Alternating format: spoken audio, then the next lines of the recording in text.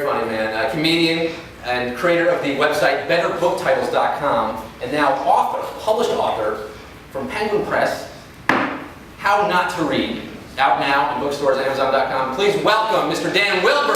Dan Wilbur.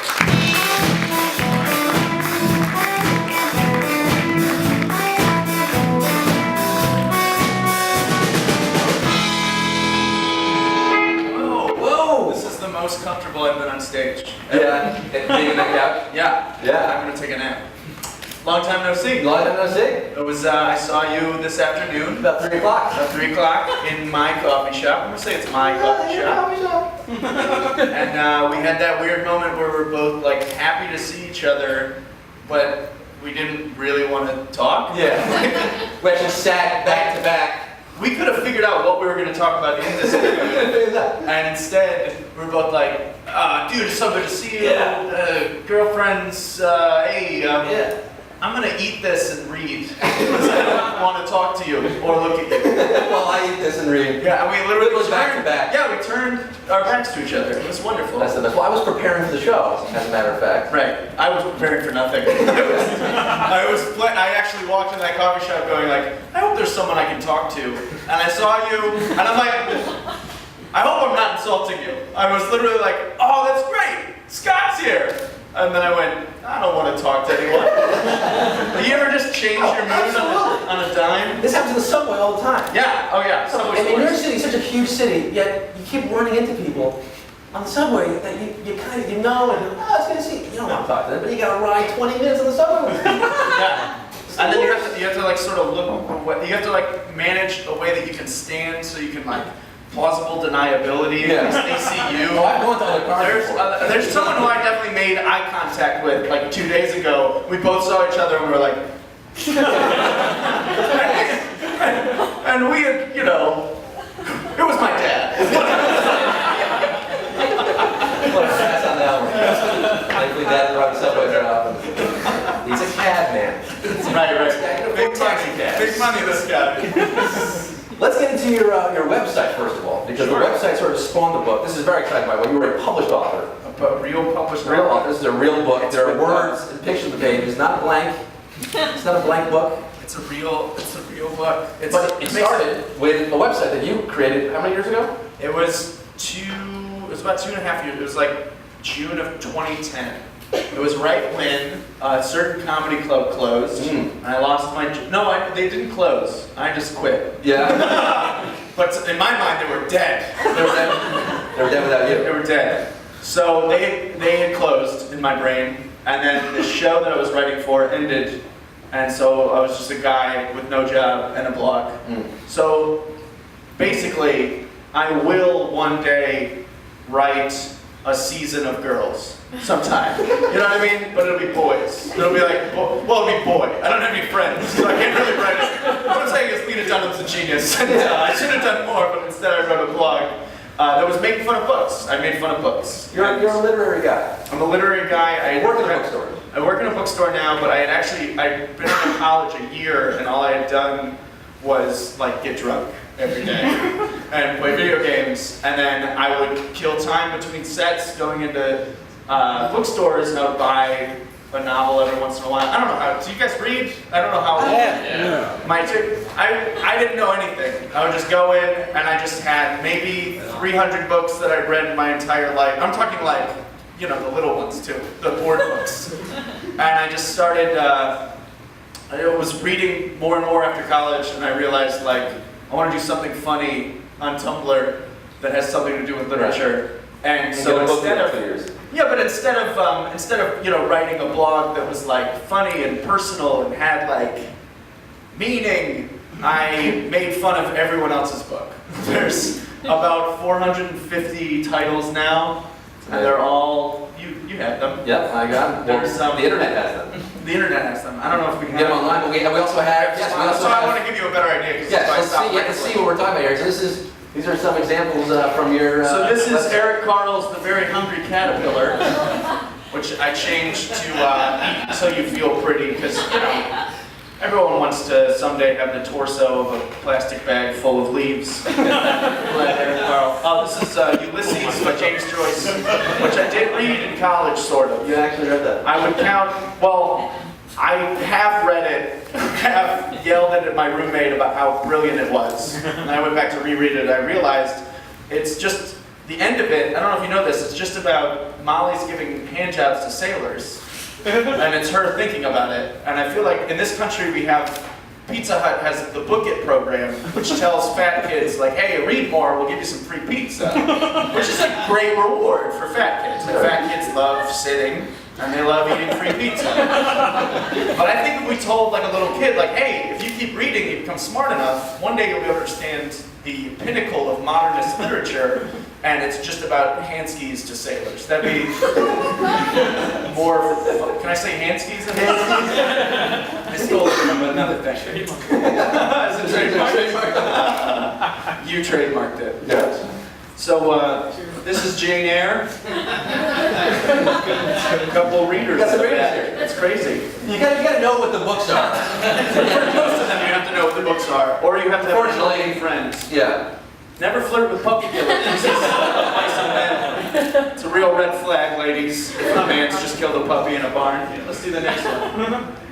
Only leave pieces of your soul in indestructible objects. Such as maybe an iPod instead of a piece of glass or a human being. Nobody finished Harry Potter? Not even the movies? Spoiler alert? That wasn't a spoiler. This paper is due in 1 hour. What's another word for juxtapose? That's a I read that one, I'm sorry. Oh, the places you'll come. Not about hand jobs. That works for any Philip Roth Personal, yeah, any Philip Roth book, but mostly the one where he comes on everything. It's okay if giant fruit kills your ants so long as they were bitches. True. This is the first book I've read in 6 years. That's the You don't even have to have read that one to know that those people are sad. Drink responsibly. Now this one, just in case any kid was going to be a dick and not read it, you know, it's good to just get that message in there so it doesn't drive home drunk. You know, just put it on the cover. Be like, hey, dumb kid, look at this picture. Remember that. That's what great literature is about. Likeable rapists. This is Alito. This one I get in a fight. Some people don't think he's likable because of the rape. Yeah, he's the rape. But he's very literate. He's supposed to be likable. Next slide, please. White People Ruin Everything by Howard Zinn. Also anything Howard Zinn wrote. Skipping dinner's like dropping acid. I like to make more people laugh as the kids' books. Yeah, that's a very childish book. Mostly toddlers. One of my best friends is black. It is. It's good. It gets the awkwardness out of the way. Yeah. How I Met Your Mother. And this one my girlfriend made. She's fucking in architecture for the Paul Ryans in the room. And my dad is cooler than your dad. There you go. Kill him out. That's another one that we should have all read. That's one I read. And my husband has not had sex with me since 1998. Dad, have you read this one? Have you read that one? I missed that. You know about this one? This is a book you gotta read.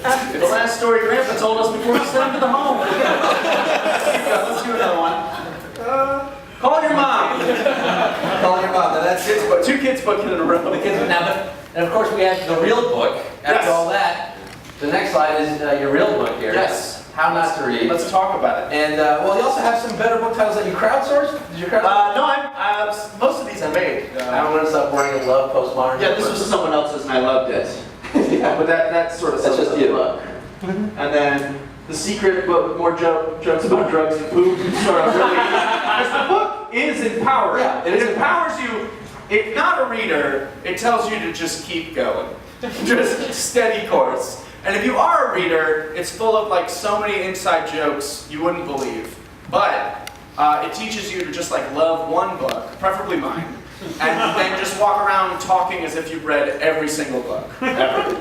And then you'll feel good. And that's important. That's what makes you an attractive person. That is great. Is to feel like you know everything. And that's It's going to help what I'm on trying to say. OkCupid. Just put this up there in your profile.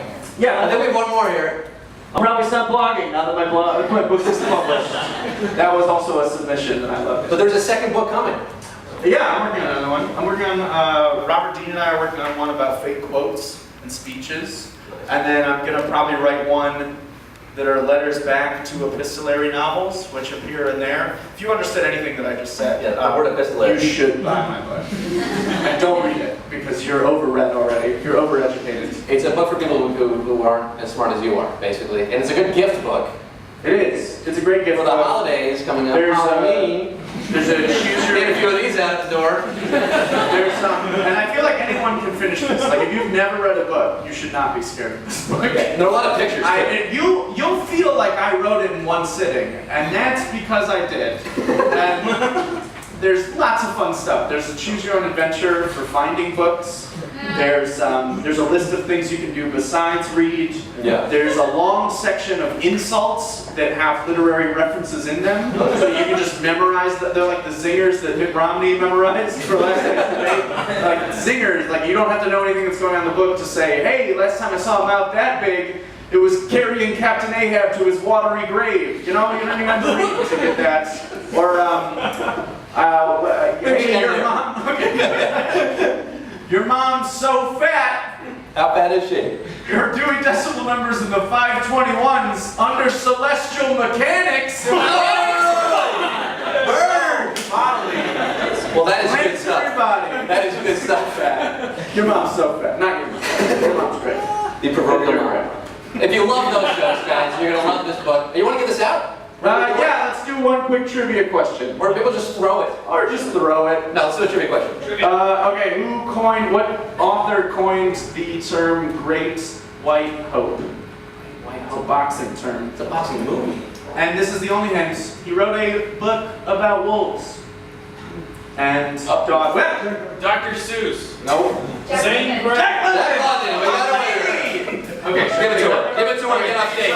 Dan Wilbur, thank you so much, man.